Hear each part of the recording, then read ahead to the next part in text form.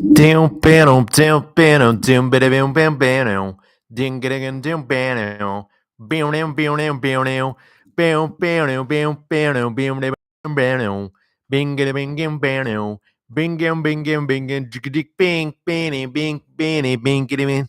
Well, we're live, but I guess it wasn't the smartest idea to go live. Oh, somebody's already watching. All right. I'm a small YouTube channel with only 36,000 subscribers or something. So maybe it wasn't the smartest idea in the world to go live just during a busy New Year season, but heck, I got this channel to roll as I please. So what can I do? Hello everyone. Let me just let you chill while I go grab some cooling devices to put under this laptop because this live streaming is just gonna fry my poor computer. I'll be right back while you admire the endless beauties of the Siam Kozeman Library, Alexandria.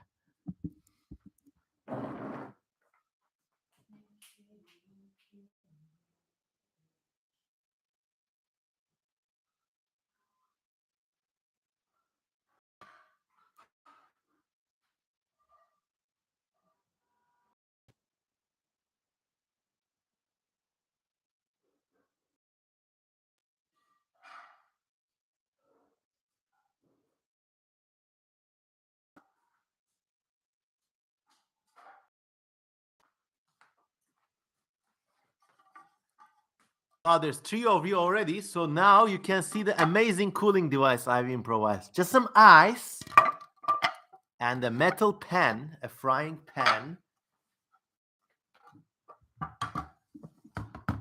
Pop it under your laptop. With induction cooling, it works better than any fan or other system out there. Anyways, it's New Year's. Thanks for a great year once more, everyone. Now there's two of you. Well, if questions come pouring in, I'll do my best to answer them. Meanwhile, let me go back to the amazing and super effective postcard drive I conducted this year.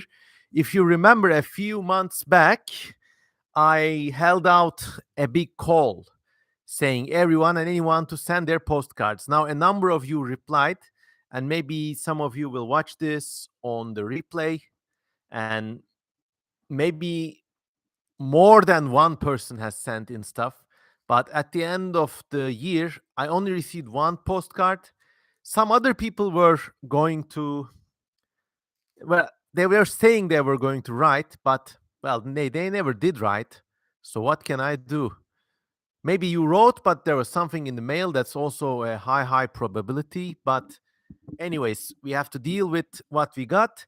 And I am very thankful to this one. I'm very thankful for this amazing postcard from Hawaii sent by Kaylee.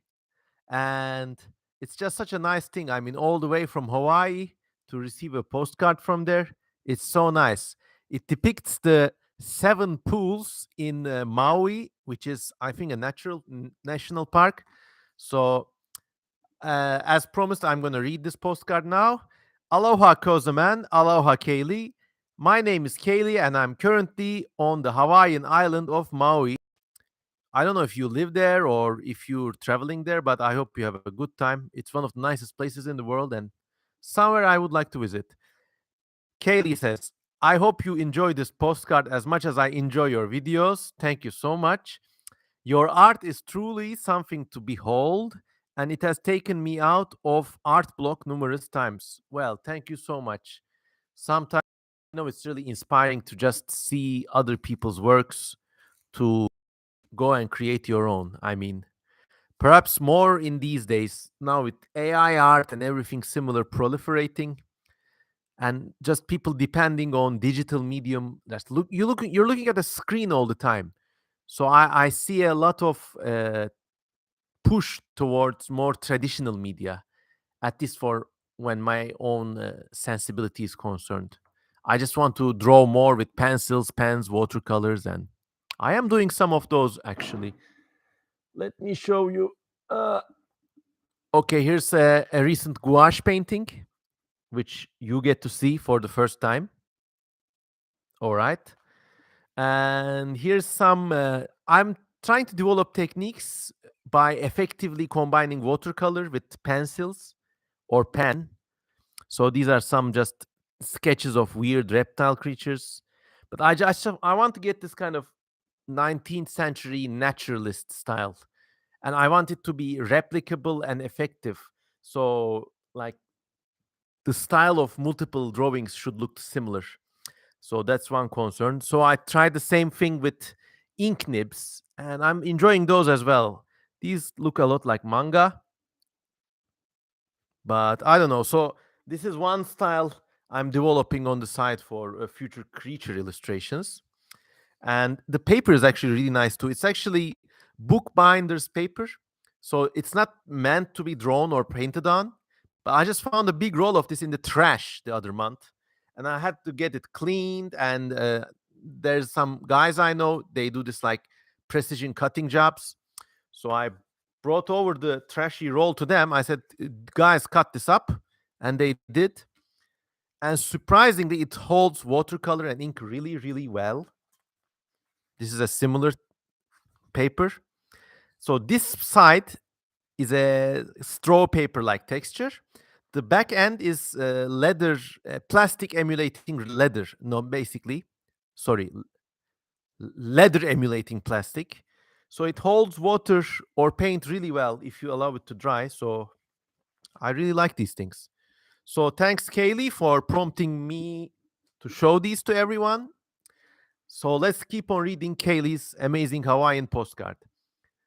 I hope this letter finds you well. Thank you. It has reached me very well at the end of 2023. Fun fact, once Christian missionaries created a written version of Hawaiian spears. Okay, sorry. Once Christian missionaries created a written version of the Hawaiian language, speakers were so eager to learn.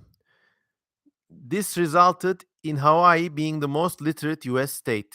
Well, another reason to like this part of the world so much. So thank you so much, Kaylee, for this amazing postcard. It is the only one that reached me through this postcard drive. Maybe others wrote as well, but who knows? Maybe they were lost in the mail.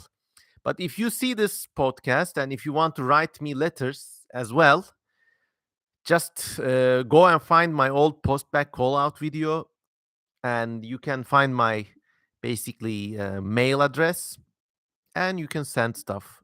And at the end of the next year, probably I'll read them. So we got 5 Gimbys watching, but nobody is commenting. Maybe I'm doing something wrong. All chat, okay. Live chat, okay. Oh, well. Well, if you ain't saying nothing, but just lurking, what can I do? I can.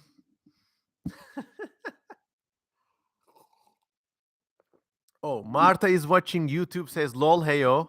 Thanks, Marta. Well, if no one says much, maybe this will be a short podcast, but what can I do? Everybody's probably getting ready for the hectic New Year chaos, anyways. So, I don't mind it being too short. At least we got the postcard reading out of the way. So, that's one thing. Well, I'm also working on an enormous all frog clades in the world. And these are just some of the clays that I reviewed and have crossed out.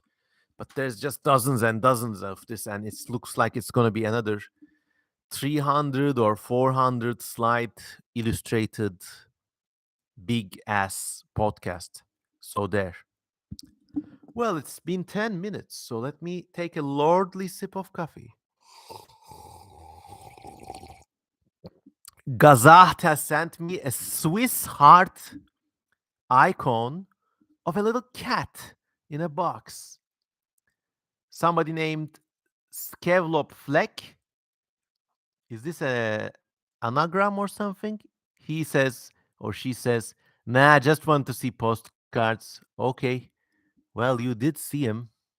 The only one that there is. Well, actually, I have a huge ass postcard collection. So while we wait for things to brew up, let me just show you some of those.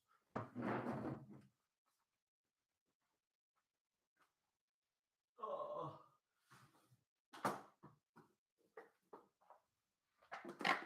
it's a lazy day. Oh, and also, I also got a new pet. I'm very proud that I had these snails, sea snails, water snails, running for 3 years straight. No, not 3 years, 1 year straight. They are in that little vase back there. All right. So these are my pet water snails. Those are those ram's horn snails that aquarists find incredibly hard to eradicate. So they're the most resilient pets. And maybe you heard me say this before, but as you get older, even if you have a little pet like a bird or a hamster or something, if that thing dies, you feel awful. So I'm trying to get the most resilient and durable and happy pets ever, easy to maintain pets ever. In this day and age, of course, everybody knows that pets are the new kids and plants are the new pets. So low maintenance is the way to go. So with that introduction, I'm going to show you my new introverted pet. Eh, inside this box. What's this? It's just a bunch of shit. But no, look closer. Actually, I've been keeping a burrowing kind of snail right in this box. There he's hiding. So this is the snail in question. And it's the lowest maintenance pet in the world. If you can see it here, the camera is not very good. But basically, I just keep this jewel case moist and just give it some, like literally a rotting piece of cucumber the size of my fingernail every week. And the little baby man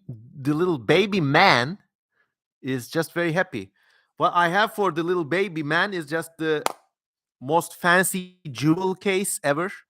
This is from actually like a home product store or something. It's like for these like uh, people store their jewelry and shit in, but no, here I got a jewel more valuable than gold. So yeah. And the cool thing about this is it's not hermetically sealed at the top. So there's a little space so it can breathe. All right. But the bottom part is hermetically sealed. So when I water it, it doesn't leak out. So they accidentally made the best terrarium. And I think, it's like this thing where people look at this old Victorian architecture and basically enjoy it.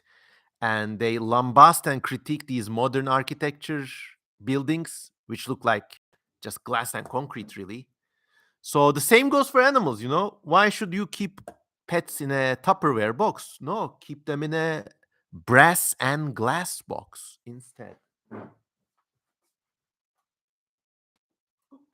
And I have an empty box here waiting to be filled. What should I put in this box? Write it in the comments. All right, comments are pouring in, so let me get to those.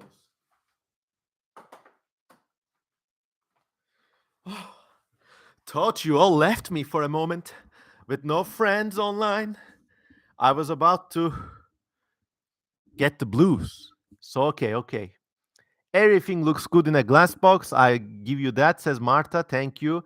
Gazat is continuing his or her commentary with weird icons. Snail, cucumber. That's really nice. Marta says, I'm collecting most in glass things. Yes, that's a nice thing to collect. Mystic Mystery, thank you. Says this man is a legend. Lorax Man suggests I keep gremlins in the other box. My wife and I were thinking about watching the Gremlin series again the other day. So that's a neat coincidence. Put moss and lichen in it. Okay. Worm. Okay. Lorax Man says, yeah.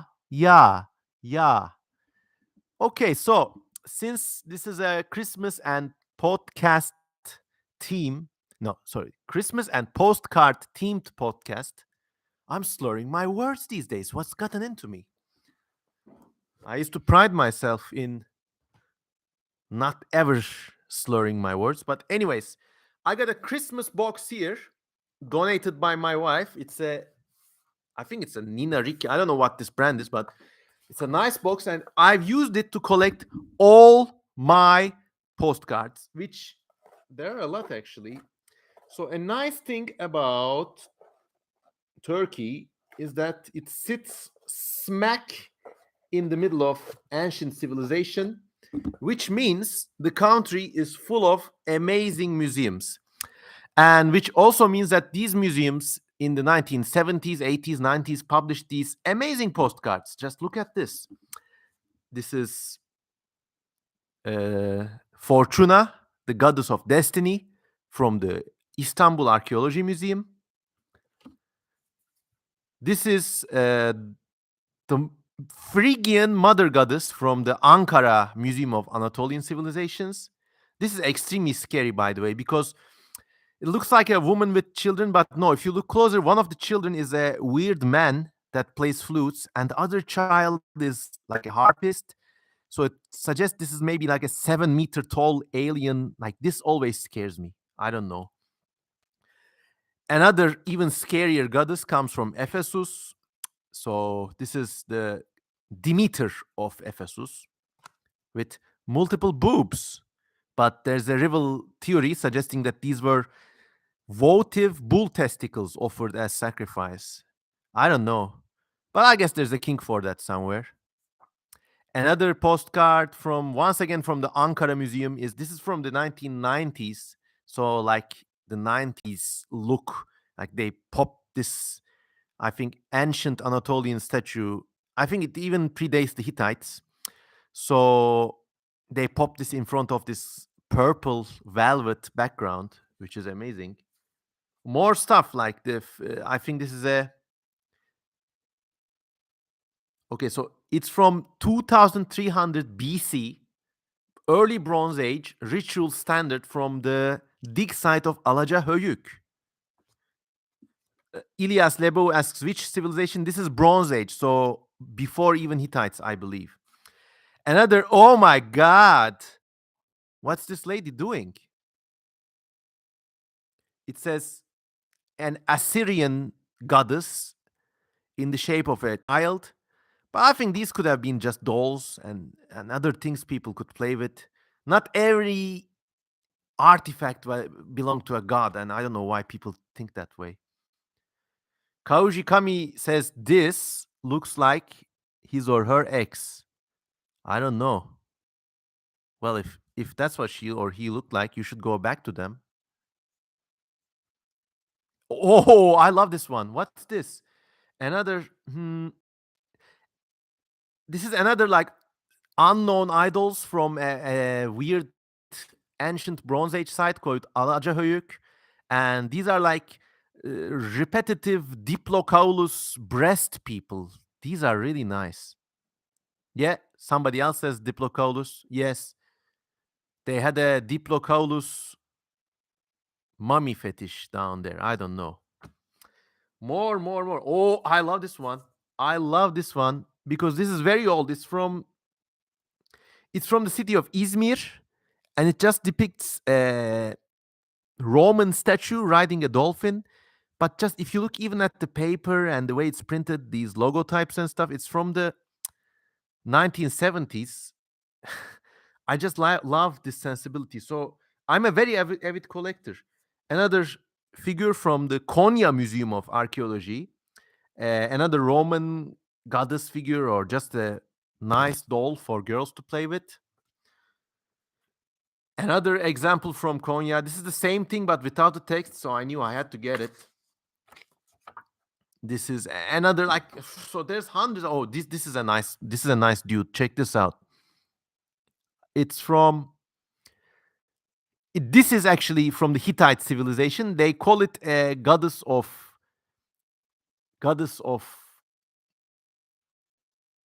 abundance. But I don't know. Just check this out. Face only a mother could love. God damn. Is he the writer of All Tomorrow? Says one person, EFG, and I said yes. And I guess that's gonna stick with me forever. But we are rewriting All Tomorrows as I speak. So this was the Gumbeyun. Oh, I also have like some really valuable items, like this Roman motif, but it's just a photograph from the 1950s. It's not a postcard. So there are a lot of secondhand bookshops you can visit and just buy these stuff. And they're really cheap, like even for the the violated state of the Turkish economy as it stands now, even now, they're pretty cheap. There are these like amazing series of red goddesses. I don't know.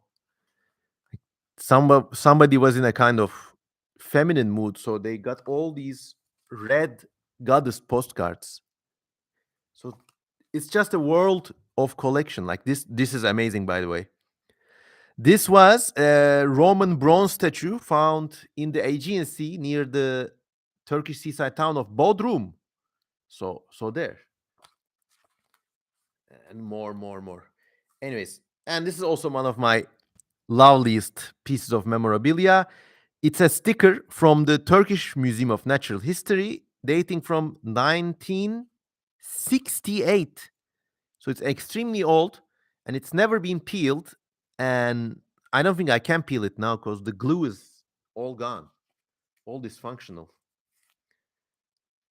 I also have this. It's a kind of votive postcard for Anatolian mystics, Abdülkadir Geylani Hazretleri with Mehmet Buhattin Naqshband. So these are like cult leading dervishes. I just found this in an abandoned house, actually. No more details than that. But the thing with this is a lot of people in the police force are secretly members of this cult in the present day. So if you just leave this in your car and park illegally, no one's gonna touch it. It's not a Sufi thing. Somebody is asking. It's not a Sufi thing. It's a slightly different order of slightly more corrupt Anatolian mysticism. Well, like one of the guys here was a member of the Naqshbandi sect, which are like which come from like far eastern Asia, like places like Buhara or something. And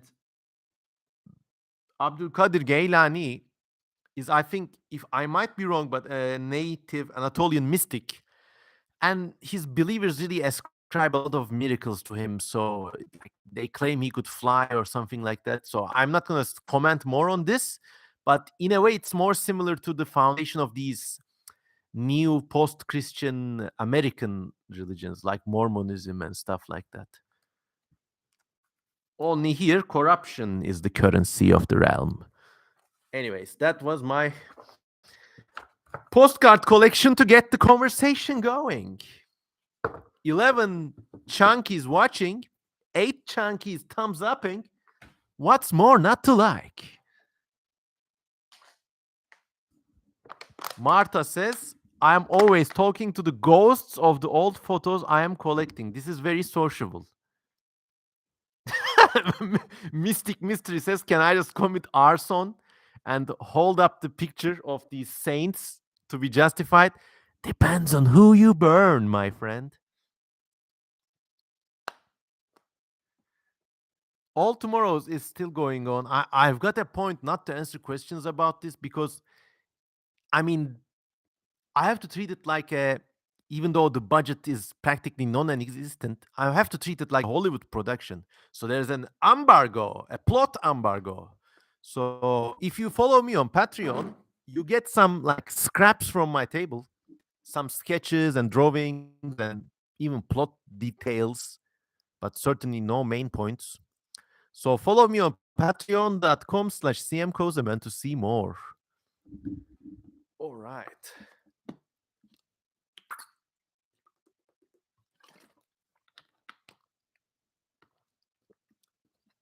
Plot armor. Yes, thanks, Ilyas. So looks like we might call this a day at half an hour, unless anybody has any other suggestions what I could talk about.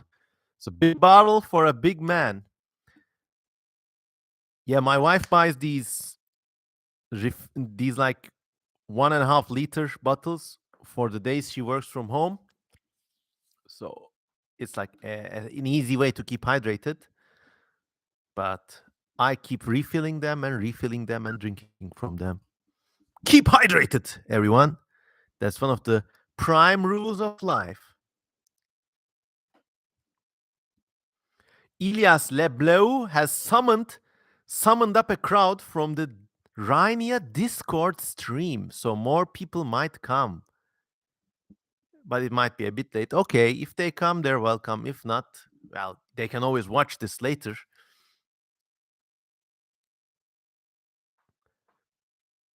How do you design every post-human species from all tomorrows?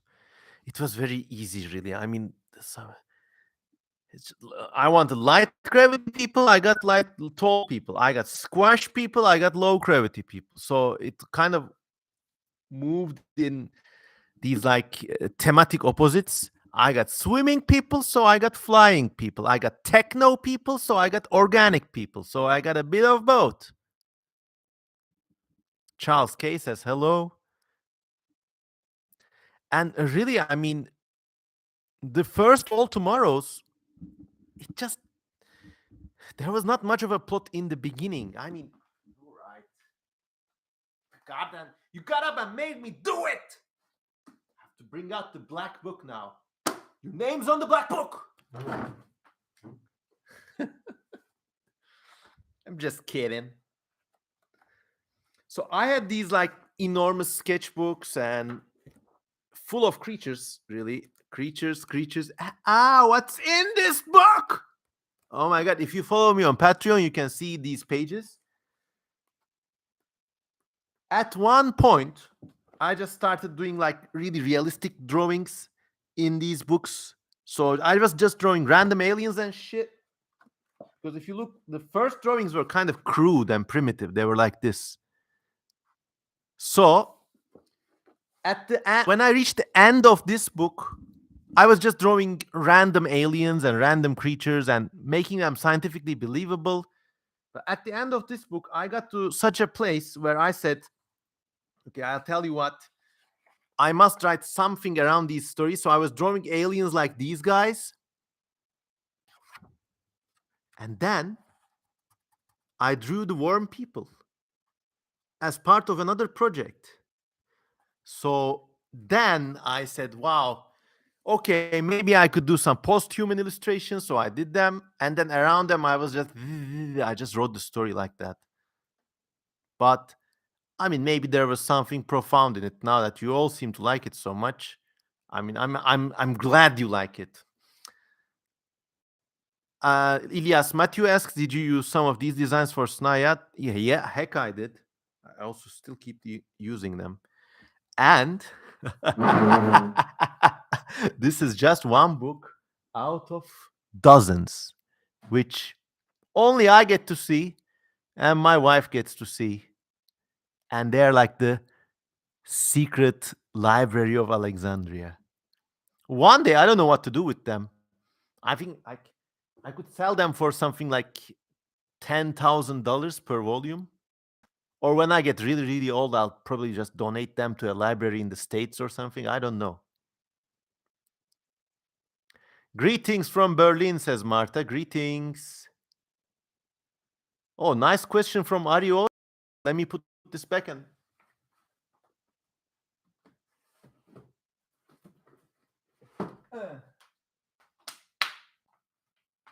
so much shit in this library.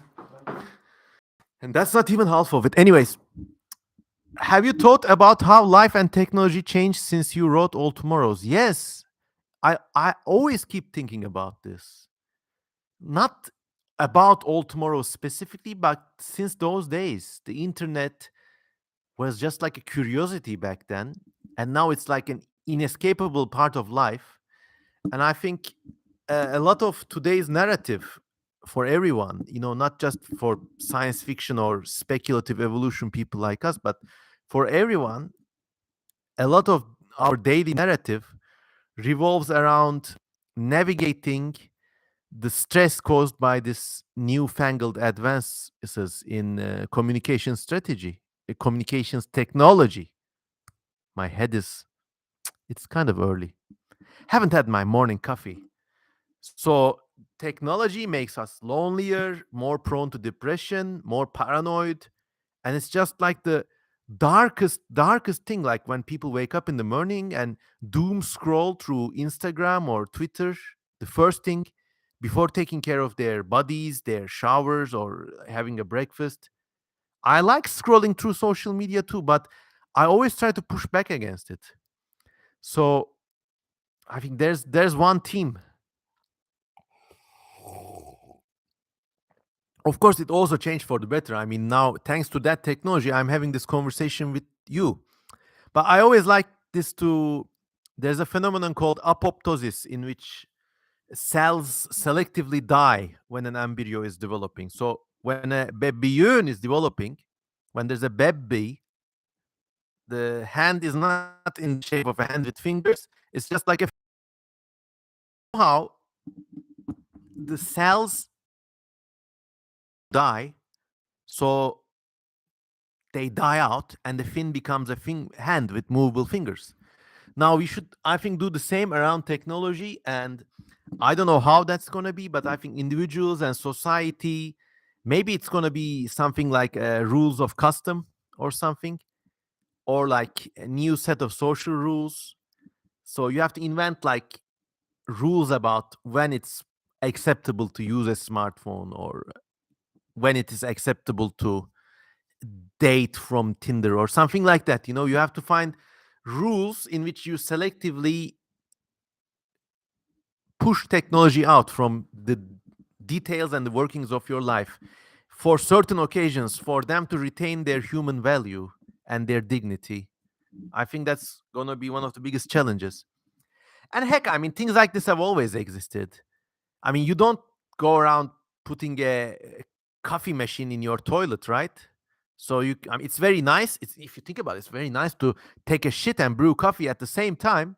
Oh, but you just don't do it. It's gross. Why?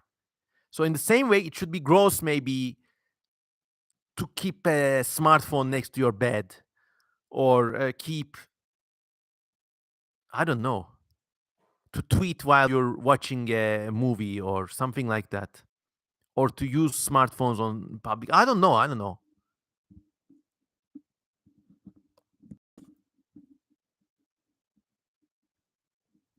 EFG says audio is broken. Well, it's the AI's way of censoring me because I keep I keep preaching truth to power. Does anybody have the same issue? Okay, I think the problem is on you. Okay. Kajukami says, don't let society hinder your dreams like drinking coffee while on the toilet. Isn't that how this guy, Chris Chan, burnt his house down, by the way? There was a house fire, I think, from a kettle he used next to, I don't know.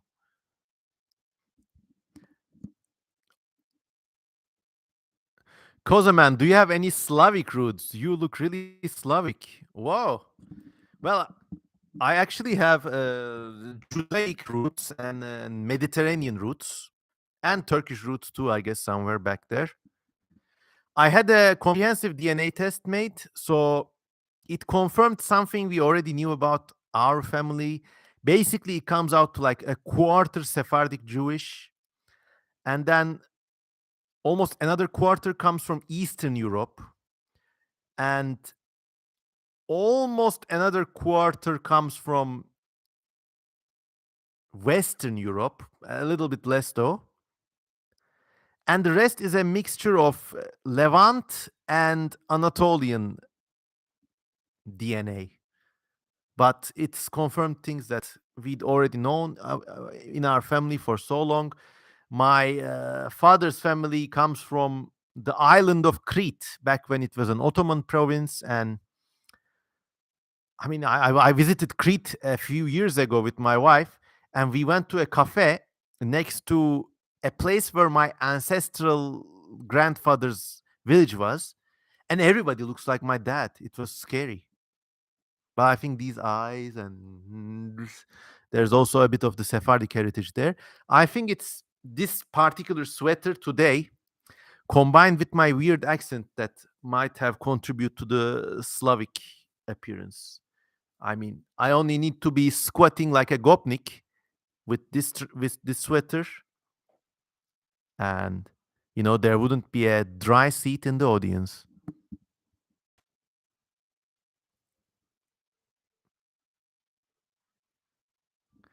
The more interconnected we get, the more technological revolutions we encounter. At some point, it's hard to keep up with setting rules.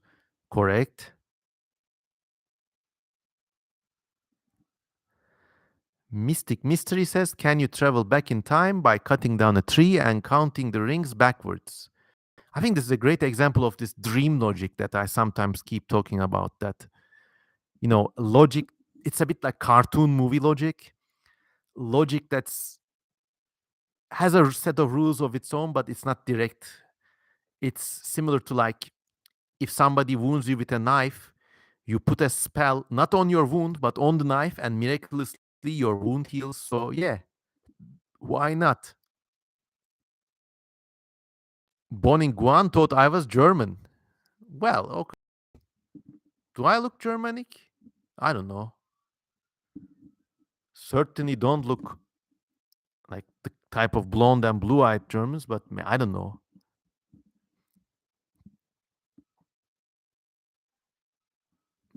Thanks, Inside Fever. My library looks beautiful. Thanks. It's hard work. It's a hard lifetime of work, actually. Let me spin this thing around, see more of it. So back there, I have the dictionaries and reference books like Ottoman Dictionary, Gibbon's History of the Roman Empire, or Dictionary of Folk Magic, Oxford Classical Dictionary. That big tower there is my library of books, of memoirs in the Turkish language. Yeah, this framed art.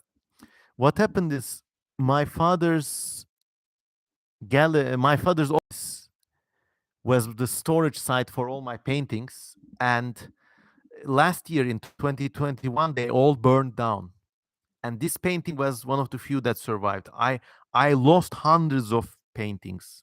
I kid you not. But okay, most of them were shit, but I don't care. But still, I mean, it was a big oomph. And here in the red shelf, maybe you don't see it clearly, but here I have a whole lot of big sized illustrated nature books and sci-fi and fantasy. And then there's some room where my wife is busy working now. Thank you, Kami. It was I mean, what can I do? I think it makes this look more beautiful, knowing that 100 paintings burned for this painting to survive. I also have this survivor here. If you can see it down by that little bush thing, there's this painting of a thing with 8 legs. Aziori asks, what do you think 2023 will be like? I think it's going to be hard, not going to lie.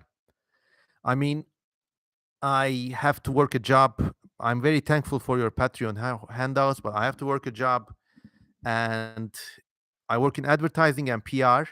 So we are in contact with a lot of companies that need to get their PR done, like ports or fashion companies or chemical companies. And everyone is expecting a fucking downturn next year. So it means worse economy, worse jobs, prices of everything keep going up, and I don't know. It's just hard, actually.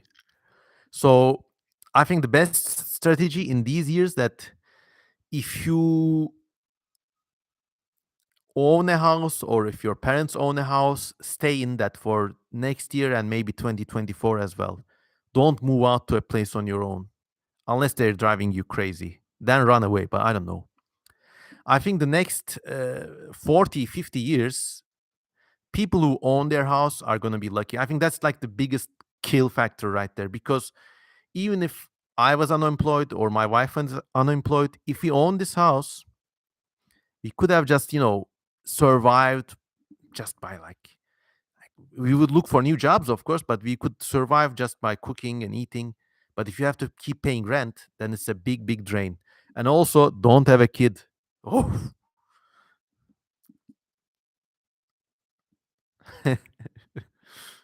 greetings from Slovakia. Thanks you, Danielle. Did someone reach out to you after?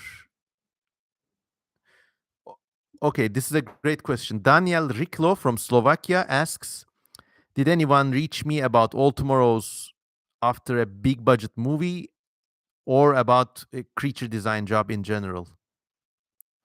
So somebody actually did reach out to me for maybe writing a production proposal for an animated adaptation for the big screen or the small screen, things like Netflix or something like that. But being a principled guy, I actually said, wait a minute. I mean, now you have this publicly available free book and they're going to take it and adapt it to their thing. And, the ownership of the intellectual property could slip from my fingers like this. So I kindly declined and I said, no, I have to finish writing the first book, like the rewrite first. And after that, I will be able to, well, maybe shop it around, but I don't care. I mean, it's just my one lucky shot. I don't think I'll get another one in this lifetime. So I'm very protective about it.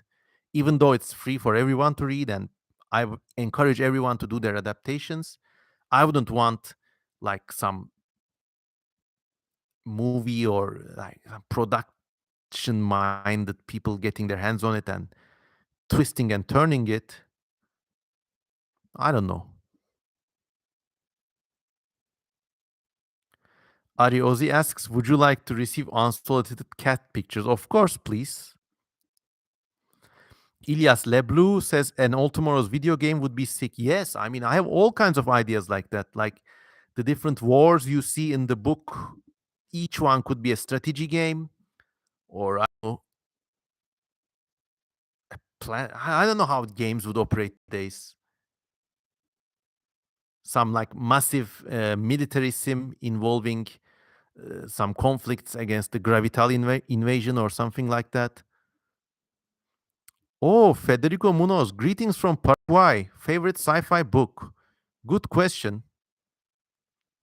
I got many, but I think one of them could be David Lindsay's Voyage to Arcturus, which is a really, really weird book. Like it's not properly sci-fi, but a kind of magical space fantasy in which a person gets transplanted into another realm and then he just keeps walking through this kind of alchemical landscape and just sees all these weird people and animals. It's just beautiful.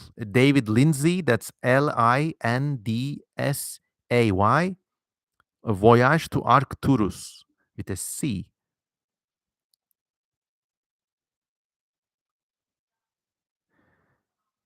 Kajukami asks, what about a fan-funded movie? I mean, maybe, but those things are really hard to manage. I mean, when there's no money involved, the currency is people's trust and goodwill. But in a production, you also have to like tell people to do this. I don't want it this way, and but I want it that way. So they're not receiving any money for it, but they might feel spurned or burned. And remember, if this happens like multiple times for multiple people, nobody has ever met each other in real life. These efforts really lead to bruised feelings fast, even if you don't intend it. So, I mean, maybe if some like dedicated team does it, I don't care. But my plan is to just have the rewrite book as a proper book published, either from my own publishing, like self place or through some big sci-fi publisher. What I don't want is any oversight on the team. I don't want people to say change the story or whatever. No, it's my story. And then after that comes out, who knows? Maybe like if Ridley Scott comes knocking, or I don't know if Lucasfilm, maybe not Lucasfilm. So like, uh, it's like love. If you go looking for it, you don't find it. But if you just chill, I hope it will come to me.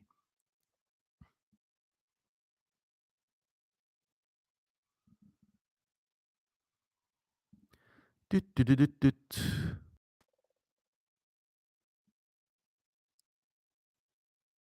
And by the way, speaking of all tomorrow's movies, there are these amazing films on YouTube.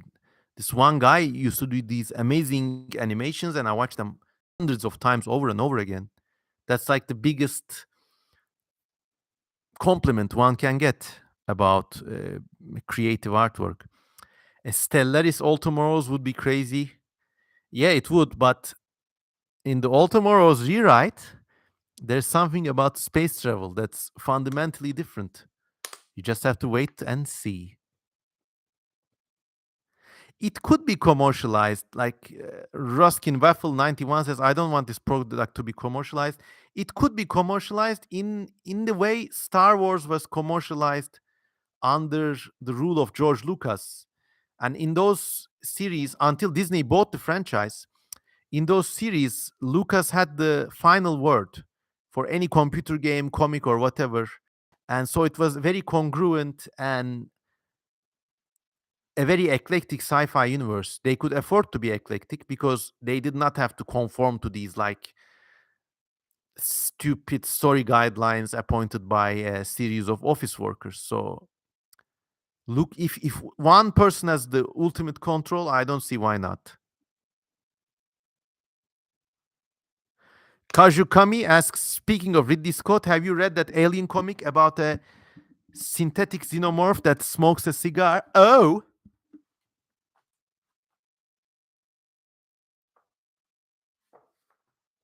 you mean this one?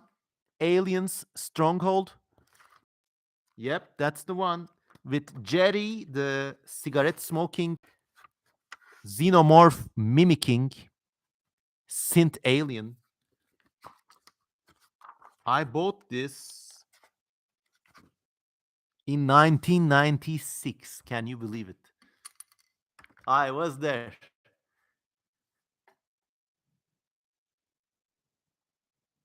This is a good one. I had some. I'm not a big comics guy, but I have this like. I'm not a big comics guy, but I have this like 8 or 10 aliens comics, and then these two Ricardo Delgado Age of Reptiles comics that are very close to my heart. Also, this very very weird comics called Frank by Jim Woodring, and it's the psychedelic tales of a mouse-like creature. It's unbelievable. Ömercan Balandı. Hi, hope you are very well abicim. Sana da selamlar kardeş. İlyas Leblo, do you still have polychaete pets? Oh, I think this is about this one video I posted where I was feeding sea worms. It's earlier on. If you go to my YouTube channel and look for the most viewed videos, you can find it. They were not pets.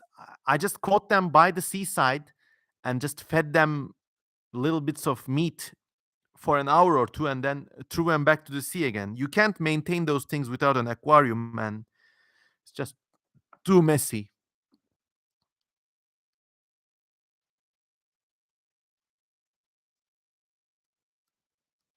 Ruskin Waffle says, yes, so net guidelines and I think my ultimate oversight. So I have to be like the Pope and baptize each work before they come out. But I think All Tomorrows has great potential. I mean, the strategy games, kind of like a creature evolver game in which you play as the Kuhanim, or I don't know, even something like The Last of Us at the time of the Kuhanim invasion. Even though the game ends with a bad ending, you could still, I don't know, Your main quest could be to ensure the survival of this time capsule, or just even something, a quest to obtain morphine for your family so they die painlessly, something like that. Azzi Ori says, "Do you have your books and artistic works insured?" Sorry, no, no. I don't know. Maybe I might, but I mean, what good is money? I don't know. I don't know. The annoying thing about that fire was that my dad had all of his shit insured, and I did not because I was just using it as a storage place. And then the fire only burned down my paintings because they were made out of paper and wood, basically. And they did not reach his metal closet in which his film negatives were stored. And he's a photographer, so he's got lots of old film negatives. But because of the damage the fire did to the office itself, he still got the insurance money. Didn't give me a penny. But hey, today is New Year. And actually, tonight we're going to have dinner with them. So maybe that's a nice, yeah, that's a nice family fight. That's a nice thing to have, a good old cretin family fight to have one about. Oh.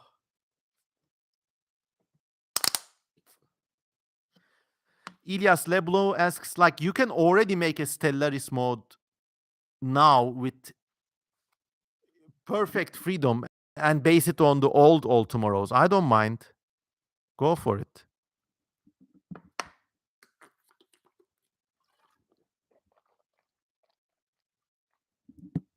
JH Jang says, all yesterdays influenced me for a decade.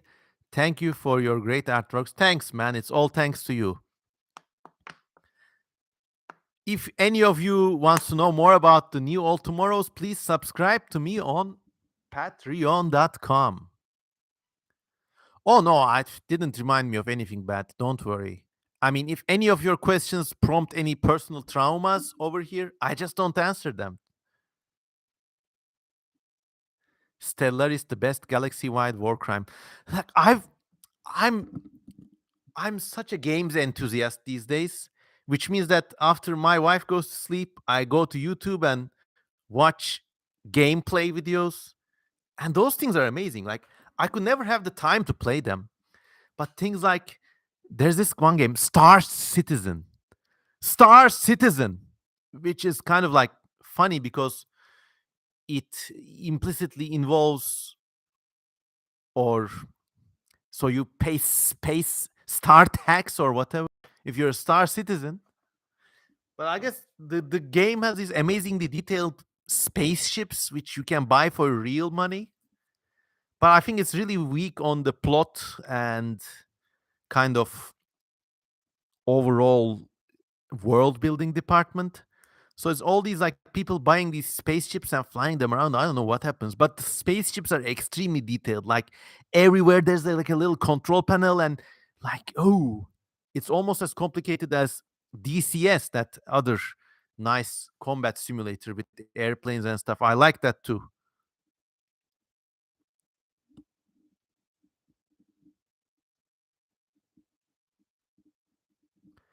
Boningguan says once he sold a spiritualist empires, people back to them as food. I think this is a Stellaris incident, which I'm not informed enough about. So there.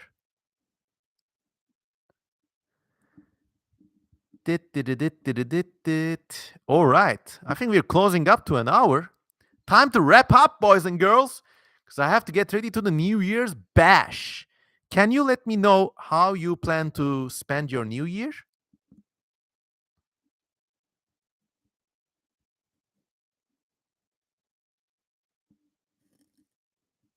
Yes, boys and girls and MBs. Isn't MB such a nice name for a cat? Like, you have to. Lots of booze. That's a great plan. Any other New Year plans? Or are you still hungover from the Christmas parties?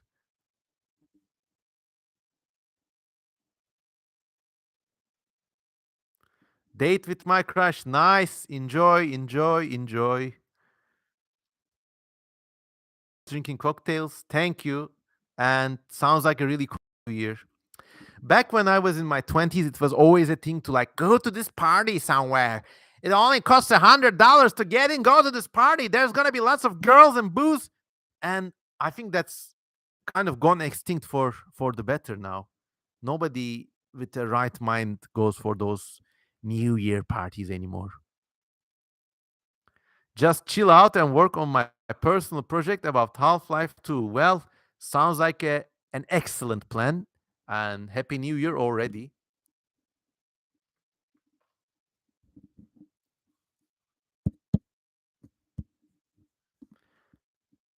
Having a great time with my girlfriend celebrating her birthday. Oh, nice. Well, that's a rarity, huh? Someone with a birthday like that. Happy birthday and Happy New Year to JH Jang's girlfriend. Monopog will be playing Project Zomboid. Gufo Ferdinando will be doing the best activity ever, petting my cat. That's so nice. What color is the cat, Gufo Ferdinando?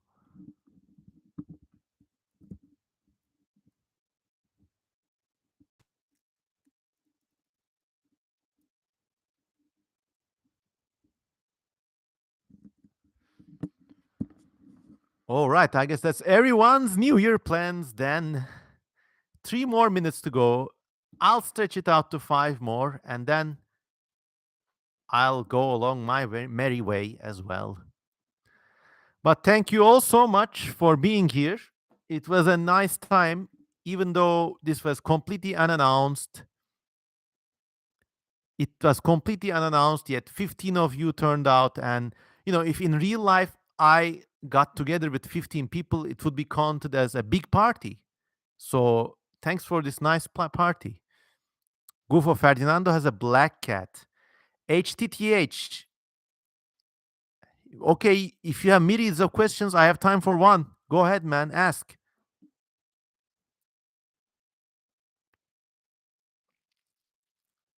Thank you, Ari.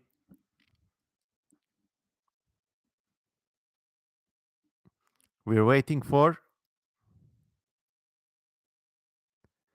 HTTH's last minute question. And please go on.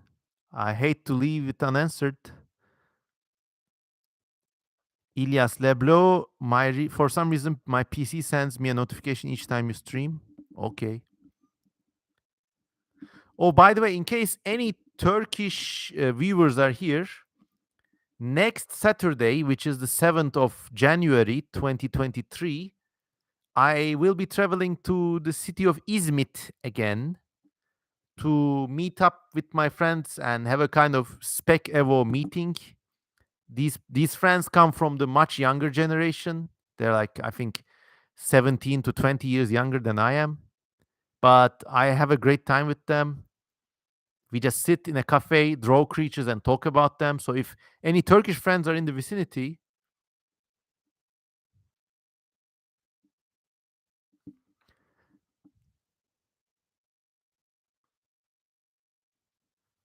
what will I be doing for New Year? Tonight I have, and tomorrow we have dinner with my wife's sister's family and just cozy family times, eat food, just chill out. Kajukemi, damn, I wish I could join, but I'm in Bulgaria. Well, a train service just opened between Istanbul and Sofia. So if you want to visit or if I come visiting, we'll let each other know. Happy New Year to you too, Monopog. Okay, HTTH's amazing questions are not forthcoming, but okay, next time I should also announce these things, shouldn't I? But anyways, so that was it. It was the special New Year CM Kozeman postcard extravaganza special. Very special thanks once again to Kaylee for this amazing Hawaiian postcard. Means a lot. And if any of you also sent in postcards, but somehow I didn't receive them, please let me know in the comments. Diletant says, just woke up and got a notification. Couple last morning in the county jail, and I can't remember when I slept that well. Everybody knows it's the sound of a shotgun in my neighborhood. Everybody's weapon. Okay. Or oh, we have a special robot here. Okay, I think this is our cue to leave. A chat robot has invaded the chat. So let me just block this person. Remove. Op. Hide user on this channel. Okay. Anyways, when I get millions of viewers and each stream draws in thousands of people, I'll appoint moderators. Anyways, Ilias also says greetings from Paris, greetings back to Paris, greetings back to wherever you are in the world, and have a nice new year. Keep safe, stay happy, and if you got the means, please consider supporting me on patreon.com. This has been an improvised stream. Thank you so much. Goodbye.